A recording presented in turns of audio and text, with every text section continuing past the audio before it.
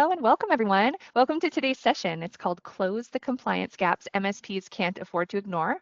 I'm excited to dive into this topic, and based on the registration counts that we've seen globally for this webinar, this is the Americas version, but we've done one for EMEA and one for APAC. It's very clear that folks are interested in this topic. So thank you so much for joining us today. We're really excited to dive in.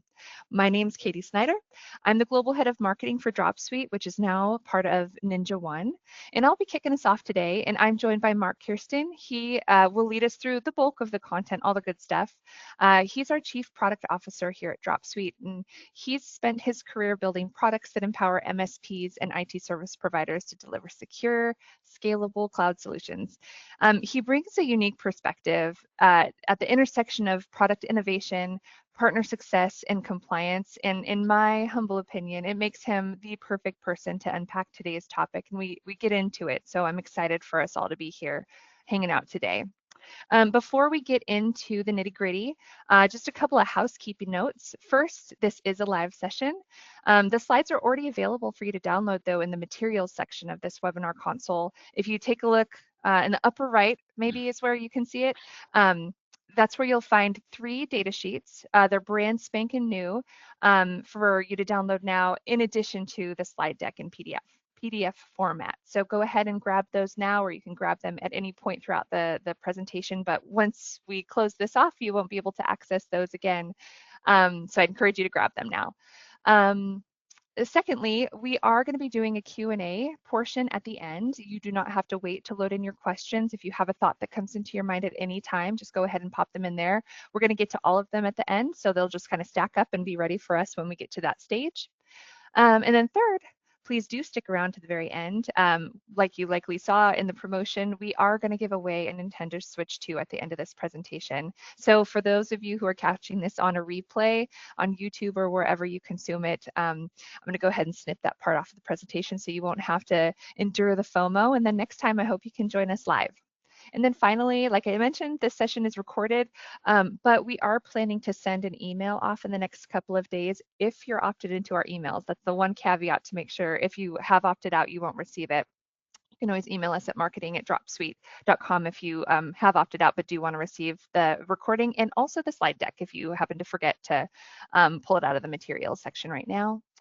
All right, let's dive into the agenda. What are we going to be covering? So we're going to take a quick look at just Dropsuite to level set for those of you who don't know us yet, though I do see some current partners here with us today. Welcome to all of you, whether you are using Dropsuite currently or not quite yet. And also where we fit in with the Ninja side of the house at this point. And then we're going to get into compliance, and we know that it's such a critical topic for you MSPs, and you're likely thinking about it day in and day out. We're going to get into how identity and data protection intersect here and where most of the blind spots occur. And then what a modern compliance ready stack looks like for MSPs. Then we're going to wrap up with some additional resources, both resources we've developed, but also resources that we find super useful that are out in the market for you to just be, subscribed to, etc. Q&A, and then of course that raffle. All right, so let's get into a little bit more about Dropsuite before we get into compliance. So earlier this year, Dropsuite was acquired by NinjaOne. Many of you already know NinjaOne as a trusted name in RMM. For MSPs, that means Dropsuite is now part of a larger company that's fully committed to the MSP ecosystem. So that said, today's session is about the Dropsuite side of the house. So the backup solutions many of you already know and trust. And so with that context, these next couple of slides are going to be specific to the Dropsuite side of the business. Dropsuite's been helping folks, MSPs specifically, stay in business for more than 10 years. We've grown to over 200 employees globally, and about 60% of our team is dedicated to product and engineering. That's where the majority of our investment goes, and it's all about continuous innovation for us. That was true before the acquisition. That remains true going forward as well. This is how we've gotten to this place, this level of focus and dedication to innovation and continuing to evolve our offerings. So why does that matter to you? Why do you care? Well, because that focus is what allows us to keep evolving the platform and strengthening the protection that we deliver to you, and therefore you deliver to your clients. We're not just serving one market. Dropsuite does operate in more than 140 countries. We are global. That gives our partners global reliability and proven scalability. And in the compliance landscape, as you can imagine, there is a lot of compliance that's global. And so we're considering that as well as we build the solutions. So this slide here really reinforces the trust that MSPs have placed in Dropsuite over the years. We've earned recognition from Software Reviews, G2, partners worldwide for our reliability, our simplicity, and our support. And that means something in a market full of noise, as you well know. You have a lot of options out there. For those of you who have chosen Dropsuite, we're so grateful for that. One thing that we hear on repeat from those who do use us is that Dropsuite just works. And to us, that's the best compliment that we can get. That reliability is what allows you to focus on your clients instead of your tools. All right, so transitioning into the next one, and I am nearly through with my part, so bear with me. We are partner built for the needs of MSPs, and that's how we think of ourselves here. And we put that intention into every decision that we make. Dropsuite offers backup and archiving solutions for cloud applications, and our focus areas are on Microsoft 365 and Entra ID protection, Google Workspace protection, and offering e-discovery and compliance. So the goal is to make your job easier, your operations smoother, and your client relationships even stronger than they are today. So last one before I hand it over to Mark. Thanks for bearing with me. So our solutions cover everything MSPs need to protect the modern workplace. In short, we make data protection and compliance easier to deliver so you can focus on growing the business. We recognize that you care about streamlining operations to reduce manual overhead, which is why we boast our quick, hassle-free setup, intuitive tools, and consistent experience across workloads. We know that you want to eliminate data gaps and have peace of mind, and we help you there too. We offer truly unlimited backup, immutable worm storage, built-in compliance tools like email journaling. We also know you want to avoid escalations and you want more visibility, which is why we have real-time alerts built in, a unified dashboard and reports, and streamlined service ticket automation with PSA tools. And super important for you, you've all let us know this and continue to do so, you want to minimize downtime and restore data with confidence. That's why we're here.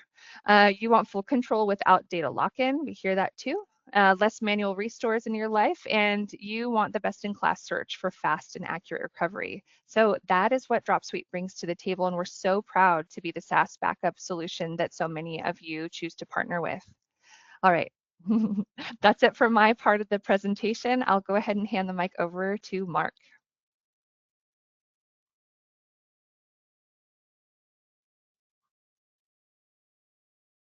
I'm on mute. Can you hear me, Katie? Sorry about that. I can hear you now. No, all good. Awesome. Thanks for the intro and the overview there. I really appreciate it. I just want to kind of echo a couple things that Katie said there. Obviously, Dropsuite, we're really proud of the work that we've done. We're really proud of the fact that we're just, we love supporting the MSP ecosystem and the community, and we couldn't be more excited to have been acquired by NinjaOne, a company that is just so dedicated to the MSP ecosystem and community, no matter where you're dialing in from right now or whoever may watch this in the future, right? It's great to see a company that's so just trusted in the community and the ecosystem, just globally respected. I think the other big thing is, Katie talked about kind of the growth that we've seen. We're 200 plus strong now. It's awesome to see that post-acquisition, we've continued to grow. I think we've grown about 10% or more during that time frame in terms of since the time the announcement came through versus when acquisition went. So it's a great testament to the business and the company and what we're seeing there and hearing from our customers. So really awesome. All right, so let's jump into it. Let's talk about what we're here to talk about today, and that is compliance, and more specifically data compliance. I kind of want to start with level setting and talking about what compliance really means, right? It isn't just about checking an IT box or kind of keeping things tidy, so to speak, making sure I've got all my T's crossed and all my I's dotted, right? Compliance is a bit different. It's really about proving that your client's data is stored, retained, protected, retrievable, according to the rules and regulations that kind of apply to them. And this is kind of where it gets tricky, right? Like those rules vary a bit by region. And obviously as a webinar, this one is predominantly focused on America's time zone, but it's important to note that when we think about it, complexities exist depending on where your clients live, what customers they serve, where they might be, and so on. But kind of a general purpose, right? You know, we've got clients globally that are largely going to be governed by standards like PCI. If they're dealing with customer credit card information, right, they need to be complying to PCI standards, right? If you're in Europe or EU, you're dealing with GDPR. In the Americas or North America, US, you're likely dealing with HIPAA, CMMC, or NIST. And even down in the APAC region, you know, there's a ton of privacy acts that go on that have impacts there, like Australia's Privacy Act or APRA, CPS. The list just goes kind of on and on and on. It can be daunting sometimes when you start to think about all the standards, all the regulatory compliance needs that exist out there, right? But the key is that there's a kind of an underlying common thread across all of it, which is that pretty much every business today, in some form or another, stores either customer or employee data, which means that basically every business in some way or another has some level of compliance exposure. The key here is like figuring out how to identify what that exposure is, working with your customers and clients to ensure that they understand the risk, and helping them put a plan or strategy in place that helps them meet those compliance standards, right? Why does that matter? Well, we're going to talk a bit more about that as we go on, but I want you to kind of like understand that as an MSP, you're going to find yourself sitting right at the center of that. And that's because you're the ones operating the systems where the compliance actually needs to happen, right? Whether that be the systems or servers or backups, and so on. And so let's talk about that real quick. So what does that mean, and how does that happen? Well, I think in my experience, when I sit down and I talk to MSPs or partners about it, what I find is I often find many misconceptions around what compliance means. And in my mind, there's kind of like four big ones that I hear the most about from MSPs. They come up to me and they say, well, compliance isn't really my job, it's on the client. And in reality, clients often rely on you to run the systems that actually, again, go back to what I just said a second ago, where compliance really needs to happen, right? You're managing, you're touching those servers, you're touching those environments, you're managing identity and access settings in, say, Entra, who has access to what systems or environments. You might even be configuring things like retention policies, right? While in fact, you might not be the one writing or documenting or defining the actual specific compliance policies or rules, but you're typically the one that is ultimately implementing it or enforcing it. And so that kind of puts you squarely in it. Yeah, sure, the job or the burden is not solely on you. We'll talk a bit more later about shared responsibility here, but it's important to note that if you're involved because you're enforcing it, right, it is a function of your job. And I think that's really important. The second one I hear is, oh, it doesn't really matter. I don't have any regulated clients. I don't have any clients that are in or are in medical or financial. It doesn't really apply. And the reality is that might have been the case years ago, but what we're starting to see is a substantial shift or change around that. And that it's not only applicable to highly regulated industries, right?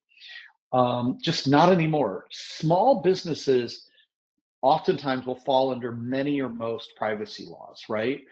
If you're in the EU, it's GDPR that talks about anytime you're handling personal data. You could be a tiny little business in Germany or Eastern Europe or wherever that may be, and you're still required to follow applicable compliance rules. You could be a 5-person clinic in the US that still needs to comply with HIPAA. You know, case in point, I've got a family member that owns a dietary nutritionist practice, small firms, about 10 or 12 registered dietitians. They're dealing with HIPAA data all the time. They need to comply and meet those standards as well. And again, like examples like we were talking about in the APAC region, you know, whether it's Singapore PDPA or Australia's Privacy Act, you know, almost every business that has customer data applies to it. And it gets even more complicated now because you have to think about like the global standards and then the national or federal standards, and then start looking at state and local. So even examples of like the California Data Privacy Act, right? So when you start to look at those, these start to be complicated, and it's not just applicable to regulated clients or highly regulated industries. The third misconception, I hear this a lot. I was just talking to a handful of people recently at a conference or an event where they came up and was like, oh, well, Microsoft has those covered. And in some cases, that's true if you're purchasing maybe like the E5 compliance SKU.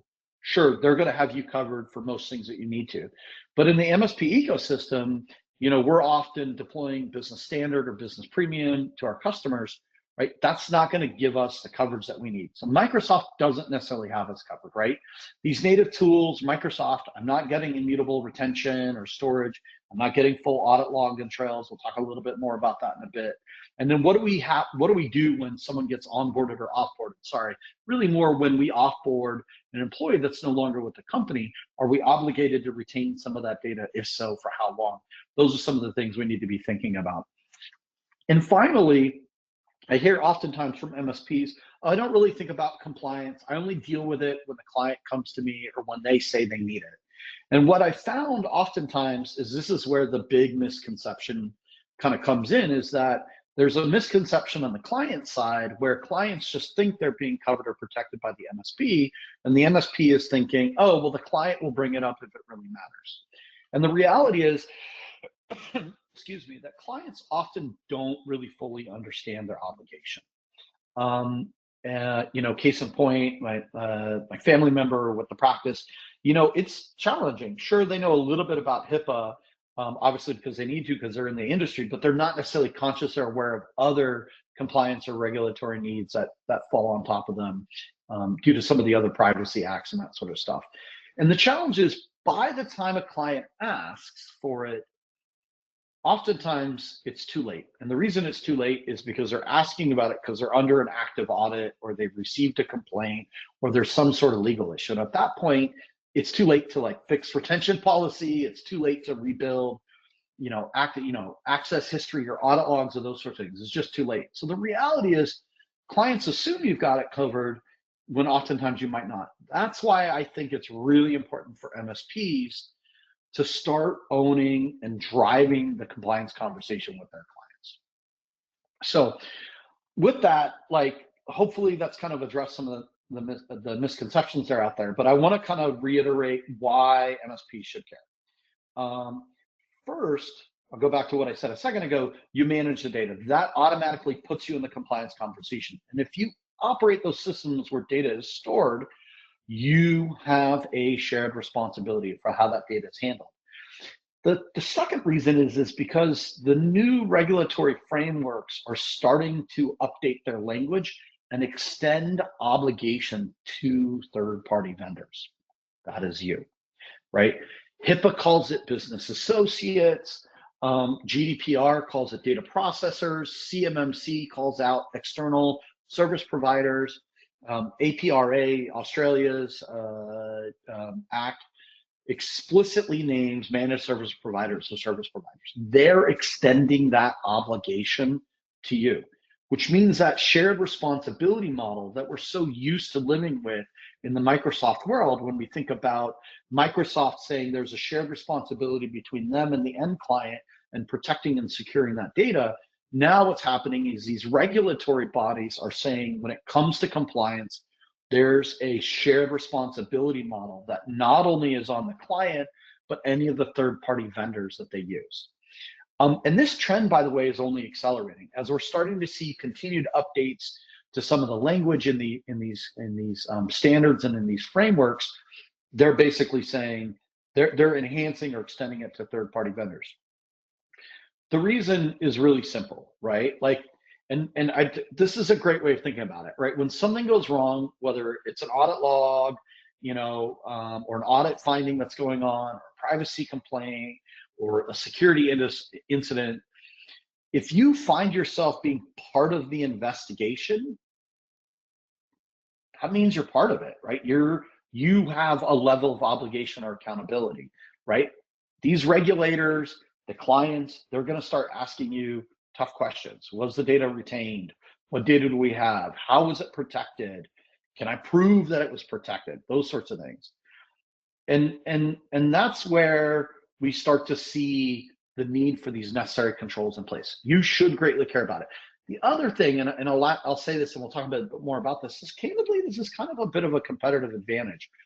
I find that MSPs who lead with compliance get away from kind of just selling backup and are materially changing the conversation with their client, because you're selling a different thing than data protection. You're selling risk mitigation above and beyond, like what happens if you accidentally delete or have data compromised by a cyber attack. You're solving for a different problem. You're selling audit readiness, right? And you're positioning yourself as a strategic partner, more so than just kind of a standard or a typical MSP. So what is data compliance? There's a lot to it. I'm not going to sit here and kind of read all of this to you, but the point is that compliance covers a broad range of requirements that talks about data retention, the auditability, the ability to implement legal hold, immutability, data residency, the list goes on and on and on. And each framework talks about them in different ways or uses different words, but they all fundamentally boil down to the same kind of core principles. One is, did you keep the data that you were required to keep? Now, it kind of also goes beyond that. We think about that. We think like, oh, did I keep the data I was required to keep? There's also the flip side of that, which is, did I get rid of the data that I'm required to get rid of when I'm required to get rid of it? The second thing is, did you protect it in a way that it can't be changed or tampered with? And is it kind of audit proof in a way as a result, right? The third thing is, did you maintain a clear record of who had access to it, who accessed it, and when they accessed it? And the fourth thing is, are you able to find that data and retrieve it in a quick manner when someone else needs it?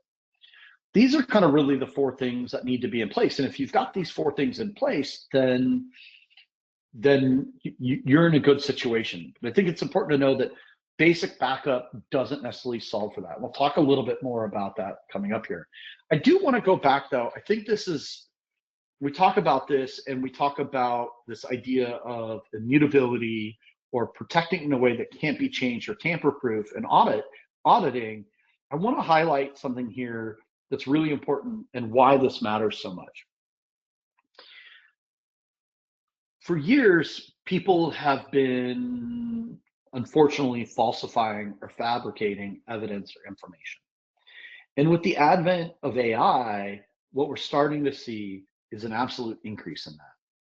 So much so that investigators are increasingly asking whether the evidence itself can be trusted, right? I've seen it, if you look at AI studies and reports now, when people are even looking at video clips, they'll do a side-by-side of showing an AI video versus a real video and having people try to tell the difference, knowing which one's AI and which one's real. And you'll find that oftentimes it's about a 50% accuracy in being able to pick out the fake versus the real.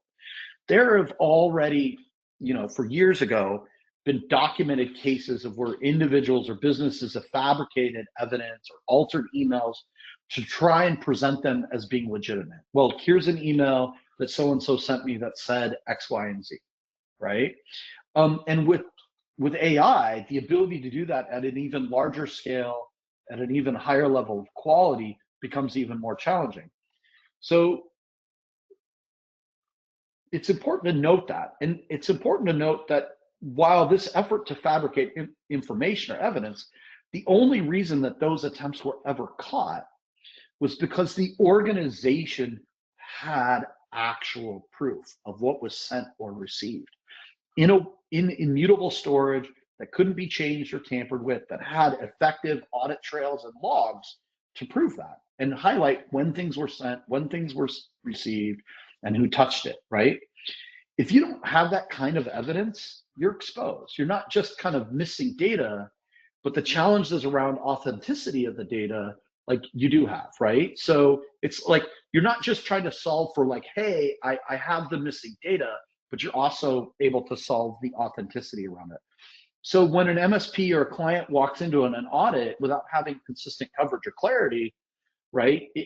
You have the information, but you can also defend against what information doesn't exist. So not only can you prove what information does exist, but you can prove what information doesn't exist. So I want to talk a little bit about some of the gaps. Obviously, a big part of this session is talking about some of those gaps. And they're pretty massive here. When we start to think about globally all the regulatory standards and compliance rules that exist out there, right? The list kind of goes on and on and on. It's important to note that compliance issues don't just come from hackers, right? We often talk about protecting ourselves against lost data, whether that be accidental or malicious, insider or external, right? We think about that from a hacker perspective. The reality is that some of the compliance gaps often come from small gaps that we don't recognize, that kind of like you start to add them all up, they become material, right? It could be retention gaps. An example might be is we've got policies or expectations around how long I keep data, how long I'm required to keep data, at which point I'm required to remove data. Do those match broadly across the organization or across my different workloads of data sets? There could be gaps around, my ability to produce audit trails or e-discovery. Or do I have the logs? Do I maintain the logs for as long as I need to, right? There's gaps around security and access controls, such as like things like inconsistent MFA or encryption, or there's a lack of clear visibility into who had access, what, and when. I want to pause here for a minute and talk about this real quick, because this is one area where I think a lot of people, this is kind of a bit of the misconception I was talking about earlier, is like Microsoft's got me covered. Is this, I think, where a lot of people fail audit trails. And the reason is because many organizations or business can actually run a report today and like show you who has access to what. Like I can run a report that says who has access, what groups people are part of, what policies they're governed with, do they have MFA today? But that oftentimes isn't really the question in an audit. The question that mostly comes up is who had access, say, 6 months ago, or before an employee left, or before a policy was changed, right? It's not about necessarily like what's going on today, but what has happened previously. And if you think about it, in that, like what happened, what was it looking like 6 months ago? In that 6 month period or span, hundreds or even thousands of changes could have occurred. Changes to groups, changes to policies. Maybe I didn't have the MFA turned on back then, now I do. Those sorts of things can really impact compliance. And the reality is when we start thinking about it, most systems don't maintain logs long enough. Entra does a really good job of maintaining change logs, sign-in logs, those sorts of things, but it only retains those logs for 30 days. So your ability to go back and look at and prove who had access to what 6 months ago is not possible when you think about just using standard Entra. So when we think about like audit trails, the ability to do the discovery and be able to prove security and access control, again, it's not about protecting the data, it's about proving what was. To be able to do that and go back in time can't be done today with kind of standard backup practices and processes. Right. Lastly, of course, there can be gaps as it relates to data residency. This is important to note. I know for many of us that we're talking to today that are in the Americas, if you've got clients in the US and you have clients maybe in Canada or other countries, data residency really matters. Can you prove that the data was kept where it was supposed to be kept and so on, right? And this is important. Compliance asks a different question, and I apologize for being kind of redundant with this, right? But it asks whether you can prove what was kept, how long it was kept for, who had access to it at any point in time. That's kind of like how we need to be thinking about compliance, right? And that's why backups themselves kind of also need to start to meet compliance standards. If the backup is not complete, if it's not immutable, if it's not audit ready, or stored, if it's stored in the wrong region, the organization can still fail an audit if the primary system, even though the primary systems may look right? What's the risk of not complying? It can be pretty significant and severe, right? There's reports and studies out there, looking at kind of the average cost. Here we're talking about, single non-compliance linked data breaches and MSPs supporting those clients, sharing that risk. I think this is one, largely looking at kind of the healthcare industry being, the average kind of cost is about $4.6 million. I know that feels really rich. That feels like a lot. But understand that the risk is there and real. And maybe the risk isn't millions of dollars, but the risk is also in cost and time and effort, right? Organizations that fail tend to spend more money dealing with downtime, dealing with audits or investigations going on. Those typically involve lawyers or outside people. That costs money, that creates disruption, that slows down other business operations, and kind of creates friction in the relationship. Again, if the client is assuming that the MSP has them covered, you run the risk of losing clients. But what's also important is what we've seen is, and there's a number of studies out there that have interviewed or surveyed MSPs, is that this is becoming a primary thing that MSPs are thinking about. It's a top 5 business challenge for about 60% of the MSPs. And if you're saying, oh, this is not really top of mind for me, hopefully this conveys to you that this should start being top of mind for you. All right. So I want to kind of walk through a real world example here. This is what I would say is a common one. I think this is the one I think I hear about most. It doesn't have to be a large client. It can be a medium-sized client that receives an audit request, or, and this is important, a privacy inquiry, right? And what's interesting is that most of these start with something like really simple. It could be a former employee that is now raising concerns. Maybe they're disgruntled, they're raising concerns about how customer data was handled, or their own personal data was handled, employee data was handled, right? And they're making an inquiry. They're filing a formal complaint, and they could be doing it through legal counsel or not. Either way, the client now finds themselves in a scenario where they have to begin gathering evidence and information. And again, this is where the shared obligation or shared responsibility comes in, is they're now asking you, the MSP, to pull that historical data. And this is when those gaps that I was just talking about can start to show up, right? Hey, were emails backed up properly? But wait, as the industry shifts from using email to now using Teams, were all the Teams messages backed up? Were those stored and persisted in a compliant way? Did we have the right retention policies set up? And were they proper across departments and what needed to be done, right? Compliance standards around maybe HR versus maybe the sales organization versus support.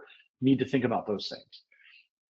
And then, did I have audit logs that went back far enough to answer some of the core investigator questions? Like, oh, did Bob really have access to this information, right? Did he really have permissions to be able to go and get this data as Bob is claiming or whatnot? Do you have that information? This is the point where things kind of start to move quickly. When investigations occur, they need to move quickly. Okay, yes, and it can matter in a matter of weeks. Likely you're not going to see regulatory fines in a matter of weeks, but the pain, the burden is going to start to show up pretty immediately. You're going to start dealing with internal compliance teams, escalating issues. You're going to, access gets disrupted while evidence is being collected. Leadership's going to start asking some really difficult questions. And in many cases, I've seen, again, this starts to really impact a client's trust in the MSP as it potentially erodes. It could potentially, slow down potential renewals or expansions within the business until the client feels comfortable again. So it's important to note that impact's not just operational, it kind of affects the whole business, right? And the long-term viability. Now, the reality is, we all talk about compliance, and I really want to acknowledge that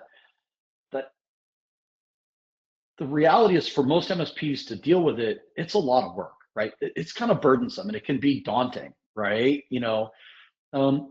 This work's important, and it's not always straightforward, but I think there's some practices or approaches that we can take to this.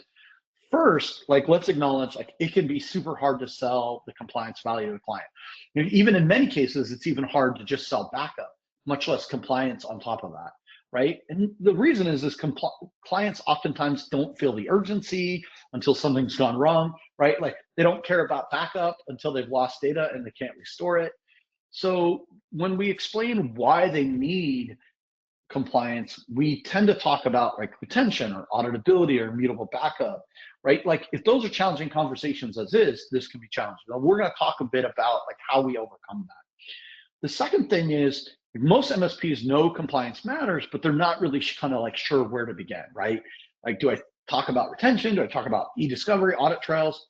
The requirements are somewhat familiar, but turning them in kind of like into a structured, repeatable process can be another issue. And then the third thing is that the tools are often like really disconnected. I have a lot of clients today that have a backup solution, and then they have a different solution for email archiving and compliance that lives in a different place. Ticketing, we've got our PSA system, and like everything is spread all over. We've got audit logs maybe in a SIM.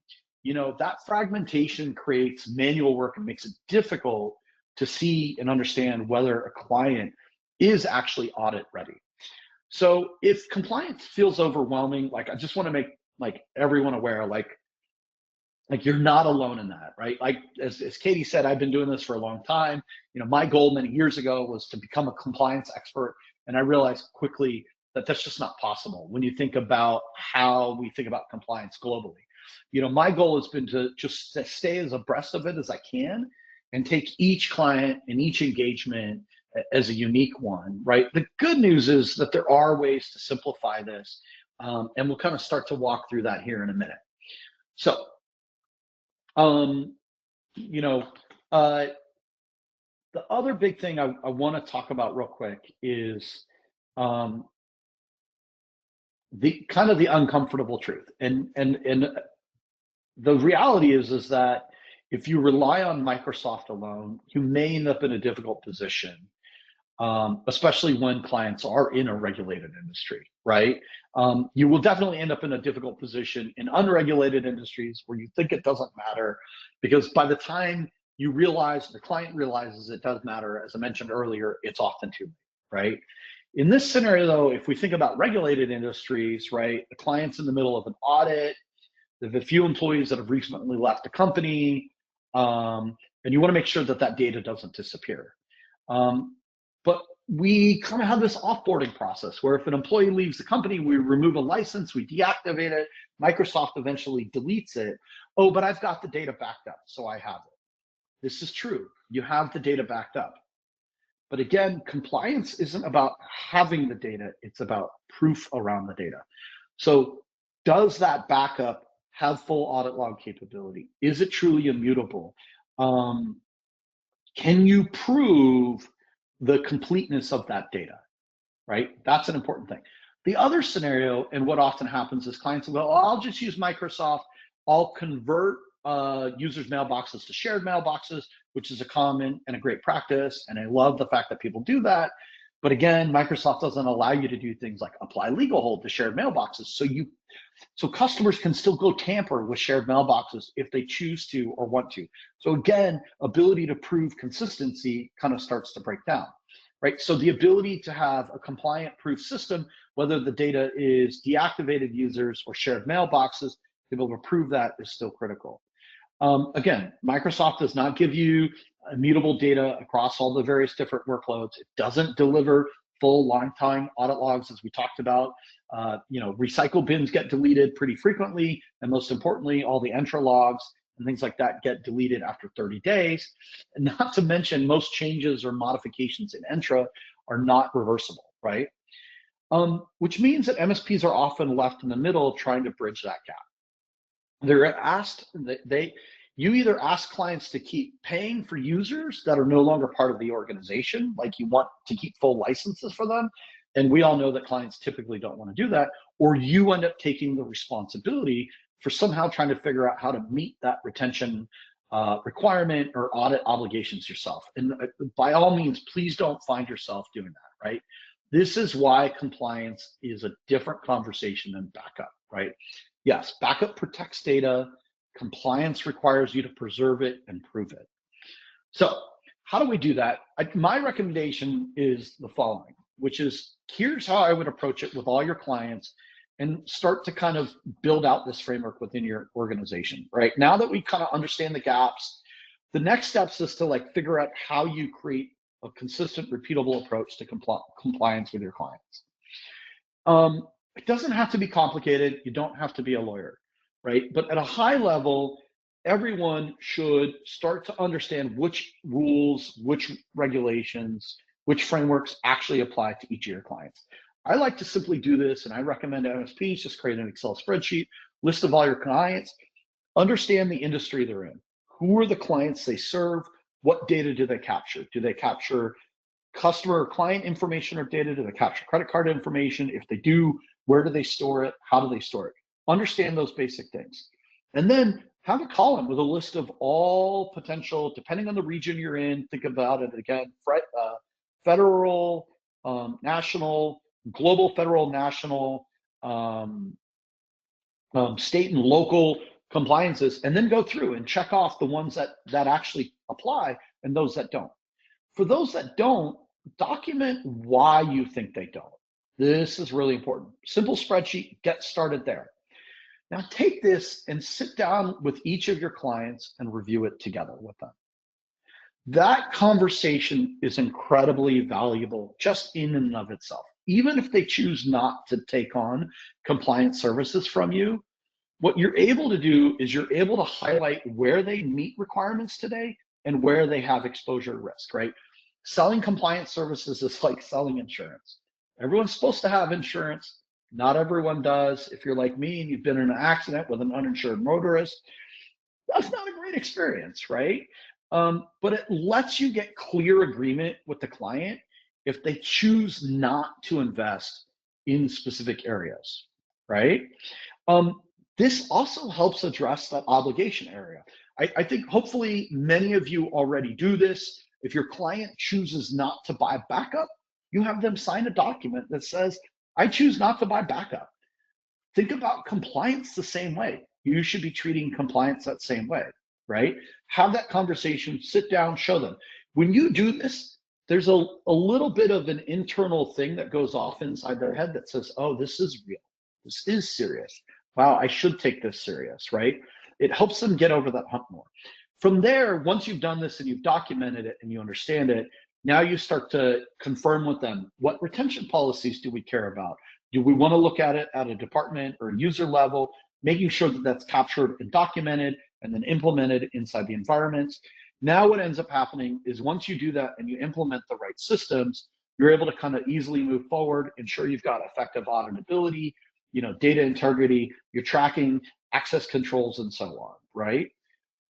Now what happens is you've created trust and relationship with the customer. They're not expecting perfection, but what they do want is they want clarity. And by simply doing that, creates clarity and awareness, right?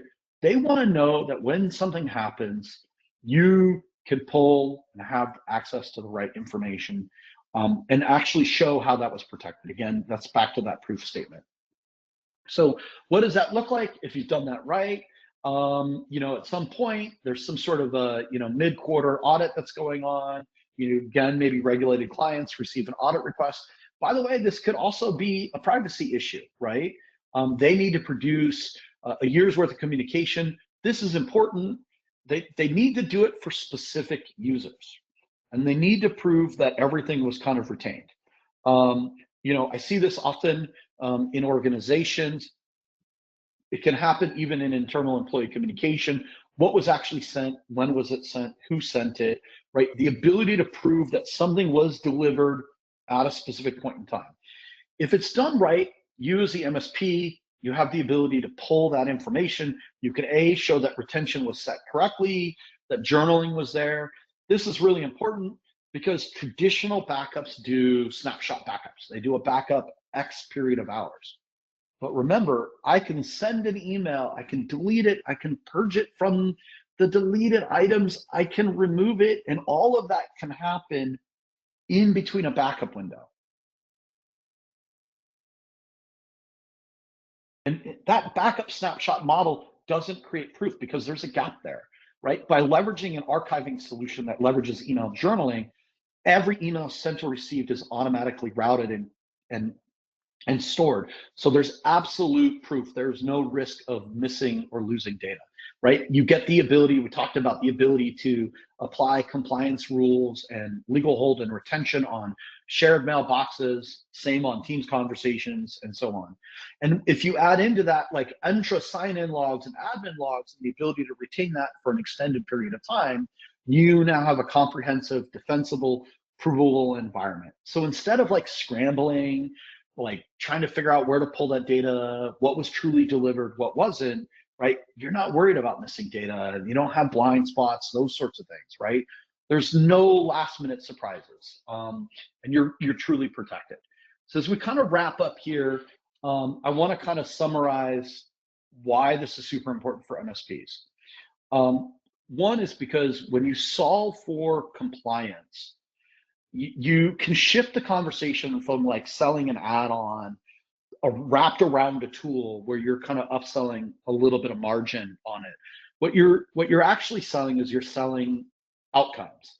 You're selling audit readiness. You're selling risk reduction. You're helping your clients avoid fines, prevent downtime, and the stress that maybe comes with investigations and the added cost associated with that. I think that's what positions you as a strategic partner, right?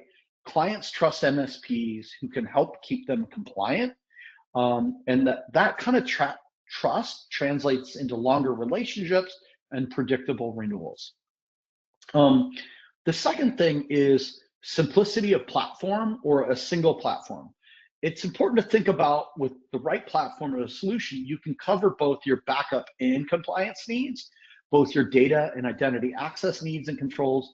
You don't need a patchwork of tools or a bunch of manual processes to do that. Like everything can be in one place, which makes your operational kind of capabilities cleaner and your service more consistent.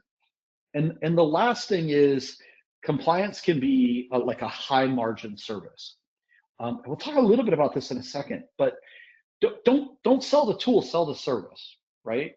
And I think that's the thing, because oftentimes people think about the tool and I'll sell a little bit of margin on this, but what you're selling is you're selling audit readiness. Because when an audit does come in, that takes time. You need to pull logs, you need to pull information, there's a lot of back and forth, there's documentation. You're selling that service as a bundle, right? Don't think about it as just selling a tool with margin on top of it. I think that's super important. This is not just about meeting requirements, right? It's about strengthening your relationship and deepening that trust with the client. How do you stay ahead of regulatory needs? There's a ton out there. It's tough, it's challenging. These are some of the resources I like. These will be available for you in download. Katie will talk about some additional resources. I would challenge your team or you, find a podcast you like, find a webinar series you want to follow, listen to the podcast while you're commuting in. Here's some great downloadable resources and frameworks. It is doable and it is possible. Again, you don't need to be an expert. You don't need to be perfect, but you do need to try and keep yourself engaged. Lastly, how do you drive the conversation? When you talk to them, again, lead with outcomes. Lead with the framework that you're delivering. Audit readiness, faster investigations, that saves time and money, it reduces risk. These are business results that will matter as opposed to kind of getting in a tool. Don't forget about shared responsibility. When you come to a client with shared responsibility, the client feels that. And they're like, oh, okay, yeah. And you go through that with them, that checklist, and you have them sign that document. They understand then that you mean business. And if you articulate to them, hey, I'm at risk here as well, and there's shared responsibility, most will be more amenable to purchasing these additional services, right? Like connect that work that you do to the regulatory pressures they may face, right? Show them how journaling is different, right? Articulate the importance of retention policy, not only keeping data long enough, but getting rid of data so that it no longer produces risk if you keep it long. And be real direct about limitations, right? Microsoft, doesn't have them fully covered and isn't designed for that. If you do that, then I think you can shift the conversation from that compliance is more than just protecting data. It's about proving what you can and protecting the business. So with that, I know I apologize, Katie, I ran a little long there. I just enjoy this topic so much, and there's so much to cover, but I'll kind of hand it back over to All you. good. No worries. Can you hear me okay? I can, yeah. Great. Okay, awesome. So this slide, we're just going to take a quick look at the protection plans. We're going to do it counterintuitive. We're going to start from the right. So backup, that's for essential data protection and quick, reliable recovery from accidental deletion and ransomware. Then you've got backup and Entra that adds identity rollback and access proof so you can recover users, groups, and settings exactly as they were. And then backup and archiver. This is ideal for clients focused on retention and audit readiness with immutable storage, fast e-discovery, and clear review excuse me, history. And then the plan that we recommend the most is our backup archiver in Entra. It's the most complete offering when you're truly compliance focused. It covers both data and identity with full proof of compliance and rapid recovery. So, it's a simple and scalable framework that's designed for how MSPs build and price their services.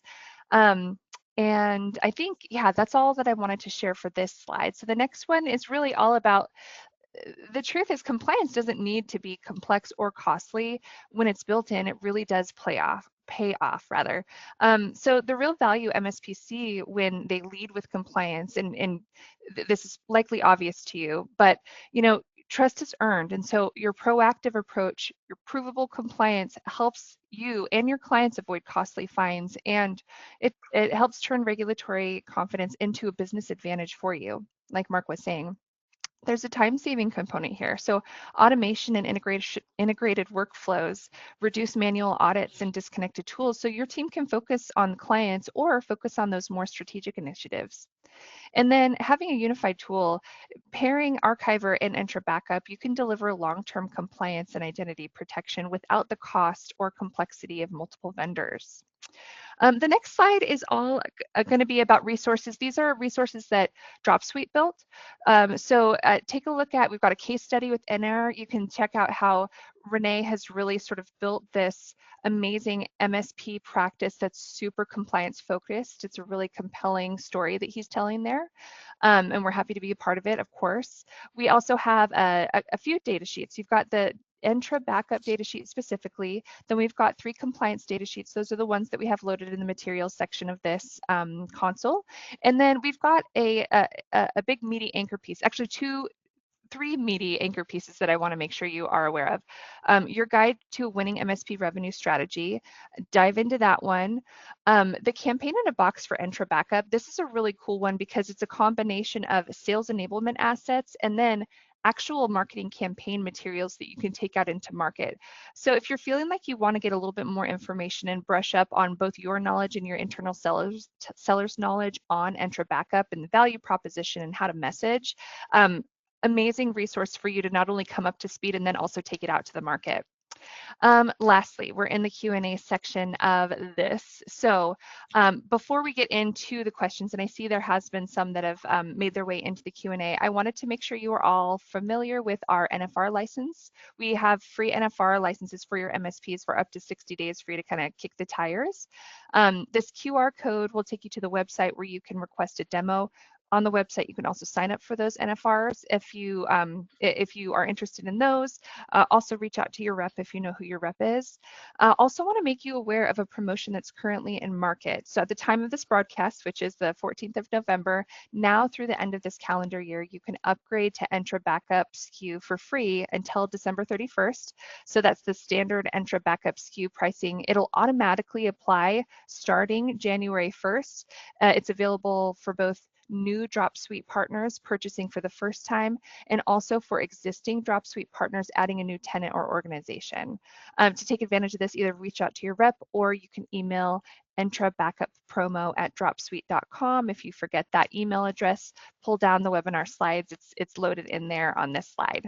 All right, so for the Q&A portion of this, we've got some already loaded in, like I was saying. So first question is, and this is from Victor. So Victor, I'm not sure that we can answer the specific part of the question around license requirements, minimum license requirements, but the first part of your question is, my firm provides fractional IT leadership services and does not operate under the traditional MSP model. Currently, I use Dropsuite as a backup solution because it aligns with my business model. There's no minimum license requirement.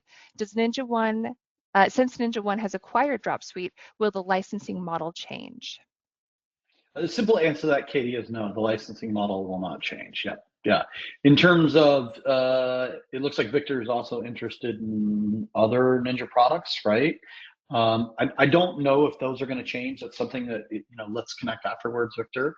Happy to chat with you about that and get you connected with the right people over at Ninja to see what we can do. Awesome. Anthony, yes, you will get a PDF of the PowerPoint after this presentation. You can also pull it down from the materials section right now if you would like. Please provide a link for the promotion. So Michael, for that, go ahead and, oh, it's not on this slide here, but it should be loaded into the materials section of the slide deck. Michael will also reach out to you with a reminder on that email address. It is entrabackup@dropsuite.com. All right, next question is, how do I explain the value of Entra ID backup to clients who already think Microsoft protects everything? I think, Katie, this is a tough one, right? It like Entra is important because Entra is like our gateway into all the data, right? We used to live in this kind of like on-prem walled garden environment. Now everything's in the cloud, right? Entra is important. Like it protects availability, but it doesn't protect compliance. It captures all the identity history, permissions, sign-ins, all of those things. But again, it does not keep those long-term. It only keeps those for 30 days. So you can't really prove what happened or who made a change when, right? So backing up Entra logs and Entra logs, sign-in logs, and change logs is really important. Without this record, you can't really prove who had access to what or what changed or when, right? So I think that's kind of the way that you kind of articulate it. It's unfortunate. There's often a misconception here. Like I was talking to a Microsoft MVP and they're like, oh, we use OneDrive. All my documents are backed up. It's like, ugh. If only that were truly the case. I wish that were the case, but it's not. Yeah. Okay, next question is, where does Dropsuite stand on Google Workspace and building out the same level of protection for Google Workplace? Oh, Space. yeah, Sorry. yeah. Wow. The mention was a lot of MSPs are embracing this instead of M365, and a lot are embracing. Right. A lot of school districts are embracing it as well. Yeah. So the great news is we have a really strong Google Workspace solution today. We back up email, Google Drive, Shared Drive. We just launched backup for Google Groups. Literally, like just announced it a couple days ago. So we're continuing to expand our capabilities around that, right?